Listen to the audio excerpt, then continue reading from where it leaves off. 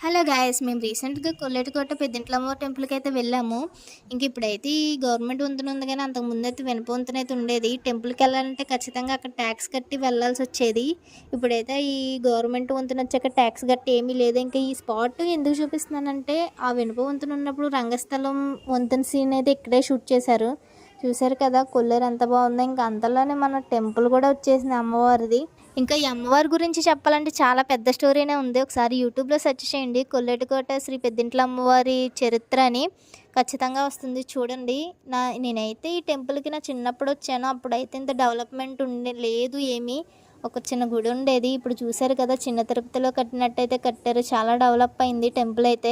ఇంకా మేము టెంపుల్ లోపలికి వెళ్ళిపోయి అక్కడ కౌంటర్ దగ్గర అంతరాలయ దర్శనానికి టికెట్ అయితే తీసేసుకున్నాము. దాని కాస్ట్ వచ్చేసి 50 రూపీస్ అయితే పడింది. ఫైనల్లీ చాలా ఇయర్స్ తర్వాత అమ్మవారిని అయితే నేను దర్శించుకున్నాను. మీరు కూడా చూడండి, ఫుల్గా చూపించడానికి అయితే అవ్వలేదు.